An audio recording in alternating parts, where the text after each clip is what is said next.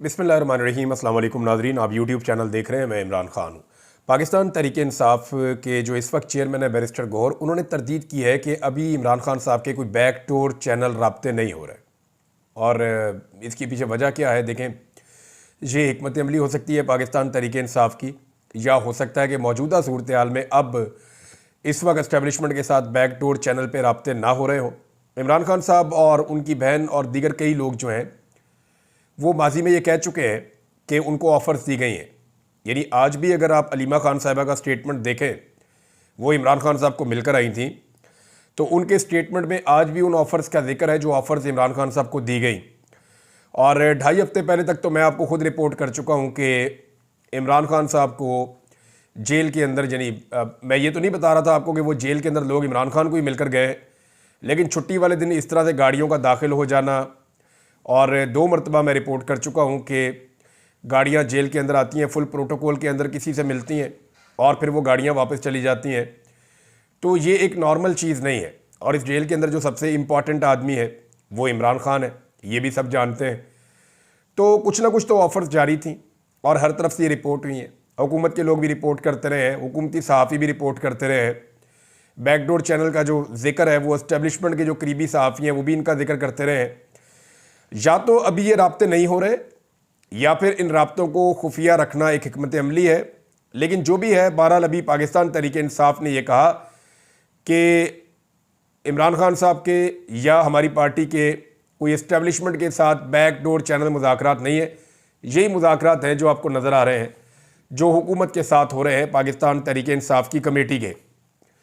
अलीमा खान साहिबा का अगर आप स्टेटमेंट देखें तो उन्होंने क्या कहा, वो ये कह रही हैं कि मुज़ाकरात से तासुर दिया जा रहा है कि इमरान खान भी NRO लेकर जेल से बाहर आना चाहते हैं, लेकिन इमरान खान 1.5 साल से मुकदमात का सामना कर रहे हैं, 2.5 साल हो गए। वो चाहते हैं कि अलकादर ट्रस्ट केस का फैसला आए ताकि दुनिया को मालूम हो कि इस केस में क्या है। अलीमा खान ने कहा कि हुकूमत की जानिब से मुज़ाकरात से तासुर दिया जा रहा है कि इमरान खान उन्हीं की तरह चाह रहे हैं कि NRO लेकर जेल से बाहर आएँ। आपको ये भूलना नहीं चाहिए कि इमरान खान 2.5 साल से अपने केसेस का सामना कर रहे हैं। उन्होंने कहा कि बहुत कोशिश की गई कि इमरान खान मुल्क छोड़कर चले जाएं। बड़ी कोशिश की, इमरान खान 3 साल के लिए बाहर चले जाएं, फिर 2 साल के लिए कहा बाहर चले जाएं, फिर 6 महीने पर आ गए कि 6 महीने के लिए आप बाहर आ जाएं। फिर इमरान खान को कहा कि ऐसा करते हैं कि हम आपको हाउस अरेस्ट पर डाल देते हैं। फिर कहा कि आप चुप रहें और हमारी हुकूमत को चलने दें। यही वो सारी चीज़ें जो पहले रिपोर्ट हुई हैं। अब कोई ना कोई तो ये पैगाम साजी करता है। अलीमा खान ने कहा कि डायरेक्ट हमारे साथ बात नहीं हो रही। अच्छा, ये तो मैं भी जानता हूं कि अमेरिका में कुछ ओवरसीज़ पाकिस्तानी है, उनसे रब्ता करके पाकिस्तान में 2 शख्सियात जो हैं उनको नॉमिनेट किया गया था। एक वक्त था जब इमरान खान साहब के साथ ये बातें की गई थी। ये भी एक टाइम पीरियड था जो अभी गुजर गया है और अब मामलात काफ़ी आगे निकल गए हैं, जो अभी समझ आ रही है। लेकिन इस किस्म के पैगाम हमें और इमरान खान को भी आए हैं।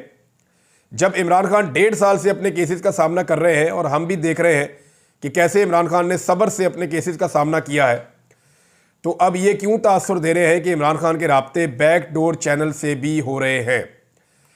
देखें, ये तासुर जो है वो उन तमाम चीज़ों से मिलता है जो मार्केट में आती हैं। पाकिस्तान तहरीक-ए-इंसाफ के अपने लोग कहते हैं।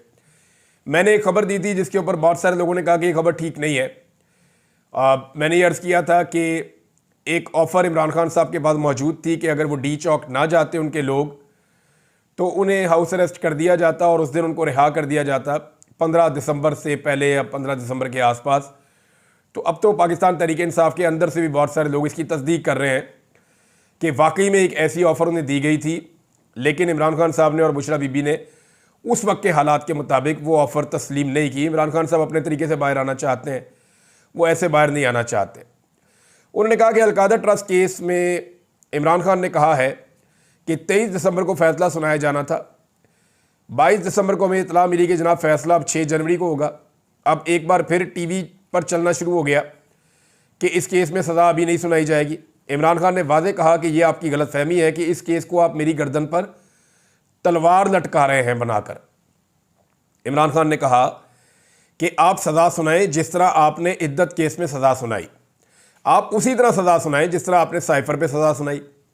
आप इस केस में सज़ा सुनाएं ताकि लोगों को पता चले कि आपने किस किस्म का केस बनाया था। दुनिया में इस केस का मजाक बनेगा। हम चाहते हैं कि इस केस का फैसला जल्द अज जल्द सुनाया जाए ताकि हमारे वकील इस केस को हाई कोर्ट में लेकर जाएं।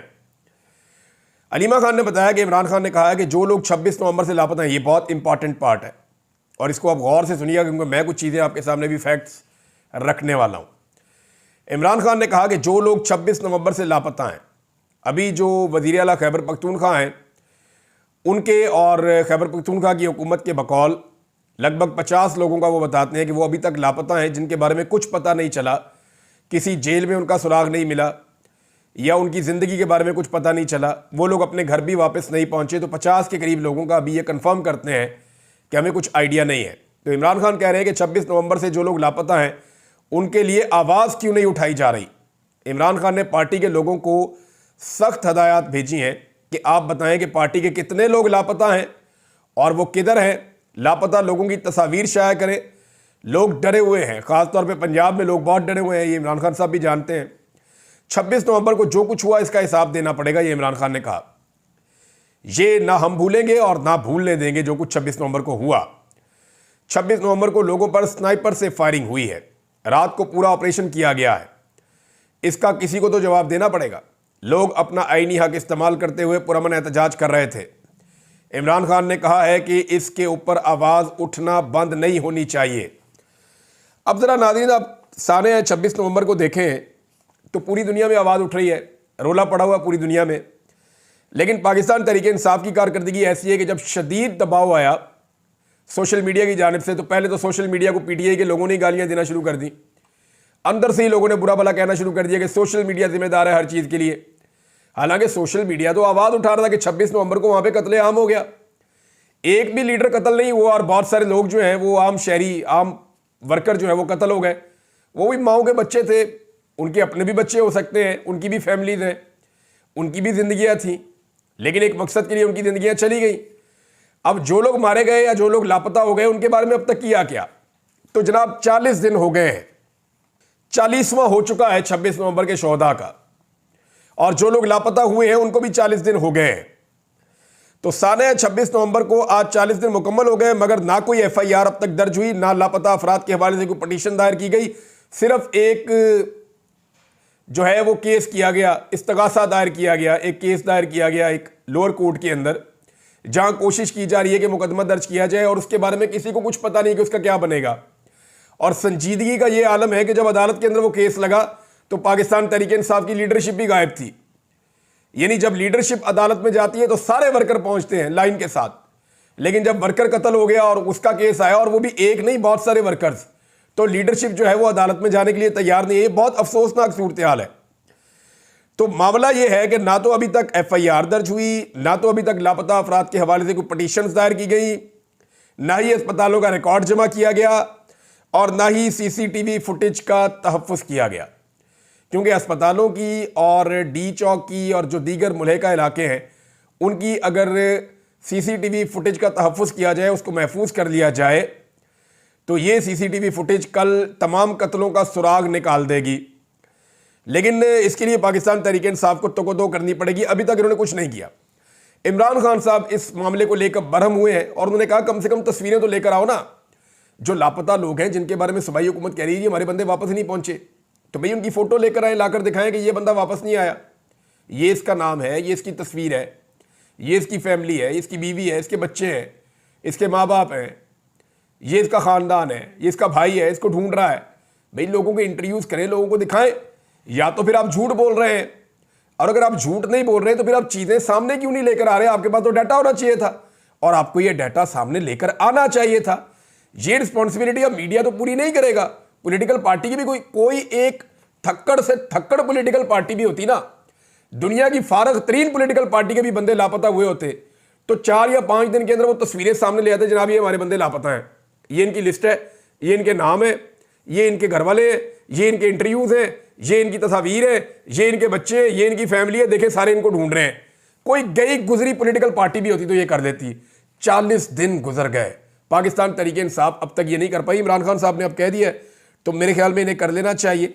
नॉर्मली इमरान खान साहब की बातें ये लोग कम ही मानते हैं, और जो बात लॉजिक पे पूरी उतरे या जो बात पाकिस्तान की एस्टेब्लिशमेंट को पसंद ना आए वो बात तो बहुत मुश्किल ही मानते हैं इमरान खान साहब की। हालत तो ये है कि इमरान खान साहब का जो बयान है उसको रीट्वीट नहीं कर सकती पाकिस्तान तहरीक इंसाफ की क़यादत। मैंने 2-4 दफ़ा इमरान खान साहब का कोई स्टेटमेंट आया तो मैंने रीट्वीट कर दिया, तो मुझे यानी लोगों ने कहा कि ये तो इनकी क़यादत रीट्वीट नहीं कर पा रही। मैंने कहा जी मैंने तो इसलिए किया कि उसका पैगाम लोगों तक पहुंच जाए। वो बेचारा कैद में एक लीडर है और वो फस्तायत का सामना कर रहा है, कोई उसकी बात पहुंच नहीं रही, मीडिया दिखा नहीं रहा, तो मैंने रीट्वीट कर दिया या मैंने उसके ऊपर अपना कमेंट दे दिया। तो उनकी अपनी पॉलिटिकल पार्टी, मेरे चंद दोस्तों ने तवज्जो दिलाई, उन्होंने कहा इनकी अपनी पॉलिटिकल पार्टी जो है इमरान खान साहब के ट्विटर का जो एक स्टेटमेंट आता है ना उसको रीट्वीट करने से वो डरते हैं, वो नहीं कर पा रहे। ये हालात हैं, क्योंकि जो भी चीज़ एस्टेब्लिशमेंट को सूट नहीं करती वो पॉलिटिकल पार्टी फिर नहीं करती। अभी मुलाकात इमरान खान साहब से होनी थी, जो सियासी कमेटी है, मुज़ाकराती कमेटी उसकी, लेकिन मुज़ाकरात नहीं हो सकी। आज के दिन भी हुकूमत ने मुज़ाकराती कमेटी को नहीं मिलने दिया। कमेटी चाहती है कि ऐसे माहौल में मुलाकात हो जहाँ पे रिकॉर्डिंग ना हो। जो ड्रामे पहले से चल रहे हैं, कभी रिकॉर्डिंग करते हैं, कभी ऑडियो, कभी वीडियो रिकॉर्ड करते हैं, हर चीज़ को सेम टाइम में देखते हैं, अपने पास रिकॉर्ड का हिस्सा बनाते हैं। तो इमरान खान साहब और उनकी पार्टी चाहते हैं थोड़ा खुले माहौल के अंदर मुलाकात हो ताकि बातचीत खुलकर हो सके। अब वो ये मांग रहे हैं, देखना ये है कि ये उन्हें मिलता है या नहीं मिलता। फिलहाल आज तो मुलाकात नहीं हुई, कल के दिन में शायद मुलाकात हो जाए और कहा भी ये जा रहा है कि शायद कल मुलाकात करवा दी जाएगी इमरान खान साहब की उनकी सियासी कमेटी, जो मुज़ाकराती कमेटी है उसके साथ, और इमरान खान साहब वहाँ पे कुछ अहकामात देंगे। तो कल बड़ी खबरें आपको मिल जाएंगी इस हवाले से। लेकिन एक चीज़ है कि इमरान खान साहब ने टाइम बार्ड तो किया हुआ है कि जी 31 जनवरी तक का टाइम है, और जो मुझे लगता है ना कि उसके बाद 15 दिन और भी दे दिए जाएंगे। तो फरवरी के मिड तक इंतज़ार करेगी पाकिस्तान तहरीक इंसाफ, और उसके बाद वो दोबारा से अपने मुजाहरों का और एहतजाज का मोमेंटम बनाएगी। और फिर क्योंकि जो बाइडन का पीछे हाथ नहीं होगा, जब जो बाइडन का हाथ नहीं होगा तो फिर कौन इन्हें रोकेगा। यानी इतना जुल्म, फस्तायत और जबर जो बाइडन का हाथ सर पे था तो इन्होंने कर दिया। अब जो बाइडन का हाथ सर पे नहीं है तो किस तरह वो जुल्म, जबर और फस्तायत और वो सारी चीज़ें करेंगे, वो मुश्किल हो जाएगा। तो अगला एहतजाज जो है वो इसका जो फेज़ आ रहा है वो बड़ा सख्त फेज़ आ रहा है। एक और ख़बर है नाजरीन, और ये खबर है सुप्रीम कोर्ट ऑफ पाकिस्तान से। जस्टिस जवाद एस ख्वाजा साहब ने दोबारा से दरखास्त दायर कर दी है फौजी अदालतों के हवाले से।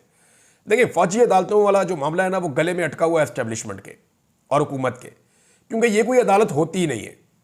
अब लोग कह रहे हैं जी जो फैसले आपने हमारे खिलाफ किए, 10-10 साल की सजाएं सुना दी हैं, लाएं फैसला हमें दें, अब अपील में जाएं। अब किसी एक को भी फैसला अभी तक नहीं मिला। हत्ता के आर्मी चीफ के दफ्तर से जो लोगों ने रहम की अपीलें उनसे लिखवाई गई हैं, उन्होंने लिखी, वो अपीलें जो हैं वो पब्लिक हो गई, वो वहाँ से लीक हो गई और वो हर तरफ चली गई।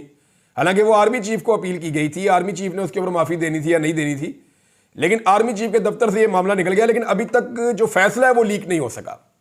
फैसला अभी तक कोई सामने नहीं आया कि किस नौयत से और किस अंदाज में और किस बिना पर ये फैसले सुनाए गए जो फौजी अदालतों ने सुनाए। तो ये साबिक चीफ जस्टिस हैं जवाद एस ख्वाजा, इन्होंने 26वीं आईनी तरमीम के फैसले तक, यानी वो कह रहे हैं जब तक कि 26वीं आईनी तरमीम का फैसला नहीं आ जाता ना, क्योंकि उस पर फुल कोर्ट बनना है, आईनी बेंच उस मामले को नहीं सुन सकता। उसकी वजह है, देखिए 26वीं आईनी तरमीम हुई, उसके नतीजे में एक आईनी बेंच बना। वकला का और तमाम फरीकैन का कहना है कि 26वीं आईनी तरमीम गलत बनी है, ये तरमीम ही गलत हुई है। तो तरमीम के नतीजे में जो बेंच बना वो कभी भी केस नहीं सुन सकता उस तरमीम के हवाले से। उसकी वजह यह है कि इसी बेंच के खिलाफ तो केस है, तो यही बेंच उस केस को कैसे सुन सकता है। लिहाजा ये मामला गले में फंसा हुआ है, और 1-2 दरखास्तें नहीं है, ये दर्जन भर दरखास्तें हैं और बड़े अहम लोगों की दरखास्तें हैं, बाकायदा बार्स इसके अंदर मेंबर बनी हुई है। तो 26वीं आईनी तरमीम का मामला जाएगा फुल कोर्ट पे, और अगर ये फुल कोर्ट में जाता है तो वहां सबको पता है कि इंसाफ हो गया तो 26वीं आईनी तरमीम उड़ जाएगी। 26वीं आईनी तरमीम उड़ गई तो आईनी बेंच भी उड़ जाएगा। आईनी बेंच उड़ गया तो फौजी अदालतों के अंदर जो फैसले हो रहे हैं वो भी उड़ जाएंगे, तो फौजी अदालतें फैसले नहीं कर पाएंगी। और एक और बड़ी मजेदार चीज होगी, पहले ये खबर आप सुन लें फिर मैं आपको बताता हूं कि अगली चीज क्या होगी। जस्टिस जवाद एस ख्वाजा साहब ने कहा कि 26वीं आईनी तरमीम के फैसले तक फौजी अदालतों में सजाओं के खिलाफ अपीलें रोकने की इस्तदा कर दी। साथ ही गुज़िश्ता दरखास्त पर उनको जो जुर्माना किया गया था उस पर भी उन्होंने नज़रसानी दायर की है। उन्होंने ये दरखास्त की कि जनाब जो मिलिट्री कोर्ट्स अपीलों पर समाअत मौखर की जाए और 26वीं आईनी तरमीम के फैसले तक अपीलों पर कार्रवाई ना की जाए। मेरी दरखास्त को गैर ज़रूरी करार देने की ऑब्जर्वेशन भी हज़फ की जाए। इससे पहले उन्हें जुर्माना भी हो गया था, लेकिन जस्टिस जवाद एस ख्वाजा दोबारा पूरी तैयारी के साथ फिर से आ गए हैं। 26वीं आईनी तरमीम में नाज़रीन एक वारदात भी डली है, और ये वारदात जब मैं आपके सामने रखूंगा तो आप कहेंगे कि एक से एक कार्रवाई डाली है इन्होंने और किसी को पता भी नहीं चलने दिया। मिसाल के तौर पे ये जो खबर है, साकिब बशीर साहब ने यह खबर दी है और वो लिखते हैं कि अहम खबर यह है कि अभी तक की सामने आई सूरत के मुताबिक 26वीं आईनी तरमीम में एक जज जस्टिस मोहसिन अख्तर कियानी को जुडिशल कमीशन से बाहर करने के लिए इंतहाई बारीक वारदात डाली गई, जिसका इंकशाफ अब हुआ है। सूरत यह है कि चारों सूबों की हाई कोर्ट में अलग अलग जजेस तैनाती के लिए मुतल्लिका हाई कोर्ट का चीफ जस्टिस और उनके साथ सीनियर तरीन जज जुडिशल कमीशन का हिस्सा बनेगा, लेकिन इस्लामाबाद में सिर्फ चीफ जस्टिस को बनाया जाएगा और सीनियर जज मोहसिन अख्तर कियानी साहब को बाहर कर दिया गया। अब आप अंदाजा करें कि बाकी जगहों के ऊपर जब जजेस की अपॉइंटमेंट होगी तो 17 रुकनी वो जो कमीशन होगा वो करेगा, लेकिन यहां पे इस्लामाबाद में 16 रुकनी कमीशन होगा, क्योंकि जस्टिस मोहसिन अख्तर कियानी साहब को बाहर निकालना था ताकि अपनी मनमानी की जा सके। कैसी कैसी बारीक वारदात डाली है इन्होंने 26वीं आईनी तरमीम में। इन चीज़ों के ऊपर तो तरमीम उड़ा के बाहर फेंकनी चाहिए, और ये तरमीम उठा के ही बाहर फेंकेगी सुप्रीम कोर्ट जब भी कभी फुल कोर्ट के सामने ये मामला आ गया। और इंटरेस्टिंग बात यह है कि इस तरमीम के बाद जो कानून बनाए गए ना बहुत सारे, जिनमें बहुत सारे लोगों को बहुत फ़ायदा हुआ, वो कवानीन भी नहीं टिक पाएंगे, क्योंकि इसी 26वीं तरमीम की बुनियाद के ऊपर ऐसी कानून साजियां बाद में की गई हैं जिनका बहुत सारे लोगों ने फ़ायदा उठाया। वो कानून साजियां भी टिक नहीं पाएंगी। नाज़रीन, एक और बड़ी अहम खबर है, और वो तोशा खाना वाला जो केस इमरान खान साहब के ऊपर बनाया हुआ है उस हवाले से है, और उसमें अब जो चीज़ें सामने आई हैं वो बहुत इंटरेस्टिंग है। एहतशाम कियानी साहब ने जो रिपोर्ट किया वो बड़ी आसान लैंग्वेज में है। मैं आपको बताता हूँ कि इमरान खान और बुशरा बीबी के खिलाफ तोशा खाना 2 केस इस नुक्ते पर फोकस रखकर बनाया गया है। यानी एक नुक्ता ऐसा है जिस पे फोकस रख के बनाया गया कि इमरान खान और बुशरा बीबी ने तोहफा तोशा खाना में जमा नहीं करवाया। यानी ये नुक्ता रखा कि जनाब तोशा खाना 2 का केस हम इसलिए बना रहे हैं इमरान खान पे और बुशरा बीबी पे कि जो तोहफा इनको मिला वो उन्होंने तोशा खाना में जमा नहीं करवाया। अच्छा, अब आगे जनाब अब पता ये चला कि अदालत के अंदर कि जब ये केस बना तो 2018 के रूल में 2023 में अब तब्दीलियां कर दी गई हैं। यानी 2018 का जो रूल था उसके मुताबिक जरूरी नहीं था कि तोहफा तोशा खाना में जमा करवाया जाए, उस वक्त सिर्फ रसीद जमा करवा दें तो वो काफी है। यानी ये केस बनता ही नहीं है, जिस बुनियाद पे केस बनाया है केस बनता ही नहीं है। इसीलिए इस्लामाबाद हाई कोर्ट ने इमरान खान और बुशरा बीबी को जमानत दे दी है, और उन्होंने कहा जाओ जाके केस दोबारा देखो, इसके ऊपर दोबारा इन्वेस्टिगेशन करो। उसकी वजह यह है कि एक कानून था ही नहीं, वो कानून उन्होंने बनाया 2023 में इमरान खान को फंसाने के लिए, और 2 साल पहले से इंप्लीमेंट कर दिया। 2023 में कानून बनाया कि जो भी तोहफा मिलेगा पहले तोशा खाना में जमा होगा, उसके बाद अगला काम होगा। ये 2023 में बनाया, लेकिन 2018 का कानून क्या कहता था कि जो तोहफा आपको मिल जाएगा आप जमा करवाएं या ना करवाएं, आप उसकी रसीद जमा करवाएं।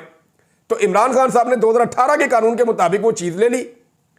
अब वो ये कह रहे हैं कि जनाब 2023 में क्योंकि हमने कानून बदला है, इसका इतलाक इमरान खान पे हमने 2018 से करना है। तो 2 साल पहले से तो इतलाक हो नहीं सकता। कैसी बारीक वारदात है। ये पकड़ी अभी इस्लामाबाद हाई कोर्ट ने, और इसके बाद इमरान खान को और बुशरा बीबी को जमानत मिल गई है। नाज़रीन, ज़्यादा से ज़्यादा एक खबर आपको मैं और दे देता हूँ कि मरियम नवाज ने एक स्टेटमेंट दिया है। इससे पहले जो उनकी फ़ोटो वाली कहानी है वो पाकिस्तान में बहुत ज़्यादा मकबूल हो गई। कई लोग बहुत बिलो द बेल्ट जा रहे हैं, गलत है। किसी की निजी ज़िंदगी के ऊपर ऐसे अटैक नहीं करना चाहिए, और ये ज़्यादती है, ये नहीं करना चाहिए। हाँ, इस बात का ख्याल रखना चाहिए, मरियम नवाज वज़ीर आला हैं और वो पाकिस्तान और पंजाब की वज़ीर आला हैं, लिहाजा एक डेकोरम है जिसके अंदर उनको मेंटेन करना चाहिए। और इसके ऊपर जिन लोगों ने माइंड किया वो PMLN के लोग भी इसमें शामिल हैं, और वो ये कह रहे हैं कि ये तरीकाकार ठीक नहीं था। हाथ मिला सकती हैं, वो टच एंड गो का एक तरीका होता है, हाथ आपने मिलाया ठीक है, वो कोई इस तरह मसला नहीं है। ये पहले भी बहुत सारे लोग, बेनज़ीर भुट्टो भी हाथ मिलाते हैं हाथ, इसके ऊपर भी कई लोग एतराज़ कर सकते हैं, लेकिन ठीक है। लेकिन जिस अंदाज में ताज़ीम के साथ गर्मजोशी और वफादारी का इजहार करने का एक तरीका वो नामुनासिब था, वो देखने में भी कोई इतना अच्छा नहीं लग रहा था। यही वजह है कि UAE की जो एम्बेसी है उन्होंने एक बयान जारी किया इसमें उर्दू में, और उसमें उन्होंने काफ़ी तस्वीरें लगाई हैं, 3-4 तस्वीरें 4 लगाई हैं उन्होंने। लेकिन उन चारों तस्वीरों में जो सबसे ज़्यादा मकबूल तस्वीर हुई मरियम नवाज वाली, वो UAE की एम्बेसी ने नहीं लगाया। ऐसा लगता है कि बज़ाहिर जो तस्वीर खिंचवाने वाला पोज़ उन्हें भी पसंद नहीं आया, कि ये पोज़ के अंदर जो तस्वीर है उन्हें भी मुनासिब नहीं लगी और उन्होंने ये तस्वीर नहीं लगाई। तो ये गैर ज़रूरी एक तस्वीर थी जिसको गैर ज़रूरी तरीके से खिंचवाया गया और गैर ज़रूरी तरीके से वायरल किया गया। ये मुनासिब नहीं था जो भी किया गया, और उसके बाद यूएई ने भी इसको पसंद नहीं किया और जानबूझकर उन्होंने इस तस्वीर को स्किप किया। इस तस्वीर को उन्होंने अपनी जो सोशल मीडिया के ऊपर आई हुई पोस्ट है उसका हिस्सा भी नहीं बनाया। कुछ और ख़बरें आपके साथ शेयर करता हूँ नाज़रीन, लेकिन अगले व्लॉग में। अब तक के लिए इतना ही। अपना ख्याल रखिएगा, अपने इस चैनल का भी। अल्लाह हाफ़िज़।